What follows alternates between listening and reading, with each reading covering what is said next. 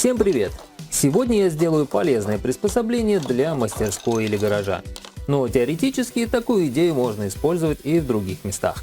Делать же я ее буду из обрезков фанеры на 18 мм. Для начала напиливаю полосы шириной по 80 мм.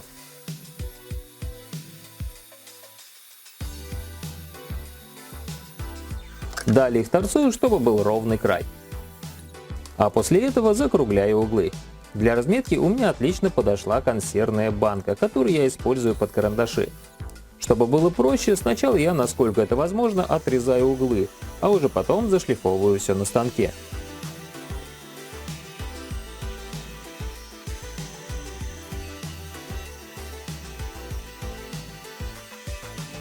Ну и про пластик тоже не забываю, потому что фанера у меня была не просто не шлифованная, а изрядно попачканная.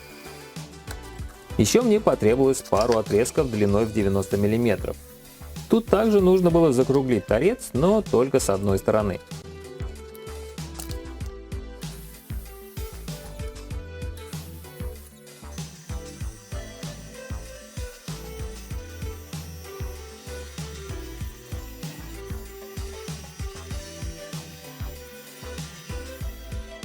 Далее мне нужно было сделать отверстие в одном и том же месте от торца у всех трех деталей. Для этого я просто их обмотал малярным скотчем. Отверстие должно быть в 40 мм от торца. Чтобы снизу сверло не разорвало края отверстия, не забывайте что-нибудь подкладывать.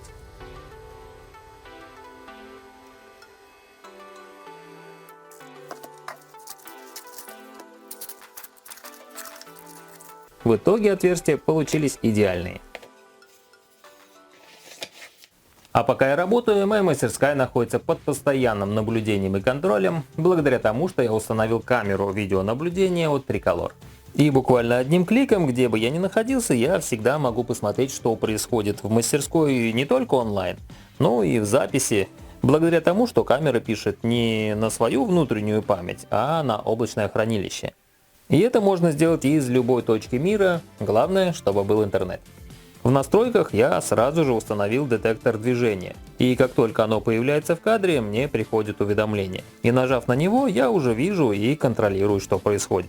Для меня это очень важно, потому что в мастерской очень много ценного инструмента. Я тут круглые сутки не нахожусь, а летом так вообще огромную часть времени я провожу на даче. У самой камеры очень хорошее качество, и даже ночью все отлично видно. Но, честно сказать, меня больше поразил микрофон. Даже шепот слышен очень четко. Воры же обычно громко не разговаривают, и то, что это было учтено при разработке этой камеры, очень порадовало. Если вы тоже задумаетесь о контроле своего имущества, то самое время на это обратить внимание, потому что сейчас действует специальное предложение, и такую камеру можно взять всего за 1990. Акция эта действует до 31 марта, и есть время, если не для себя, то сделать полезный подарок близким людям. Возвращаясь к самой большой детали, на ней мне необходимо сделать разметку. Тут я ничего подробно не скажу, потому что у меня это может быть одно, а у вас другое. Скоро вы поймете, о чем я и от чего это зависит.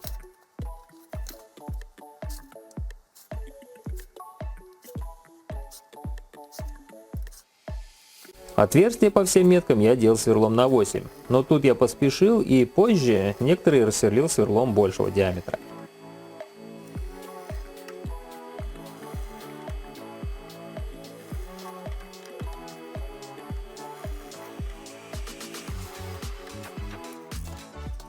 Ну и наконец переходим к последней детали. Она также будет сделана из полосы 80 мм. Тут я просто отрезал измученный жизнью край, и длина получилась 200 мм. Но это особо не имеет значения. Теперь мне главное найти середину и отметить ее. Далее две маленькие детали я вновь обматываю скотчем. Но еще добавляю между ними прокладку из такой же фанеры. Это важно.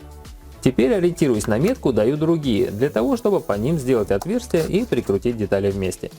Можно, конечно, сразу отметить все линейкой, ничего не прикладывая, но мне важно показать так, чтобы было понятнее. Ну и как всегда, все просверливаю троечкой и зенкую.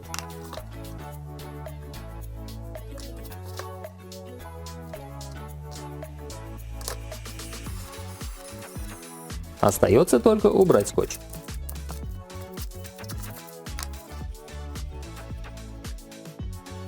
И кстати, нужно сделать еще пару отверстий для крепления конструкции к стене. А перед финальной сборкой можно детали облагородить, придав им какой-нибудь приятный глазу цвет. Последним же элементом этой самоделки станет мебельный винт с шайбой и гайкой.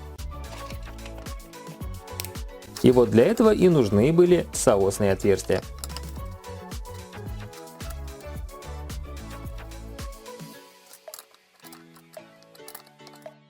Далее остается закрепить приспособление к стене и начать им пользоваться.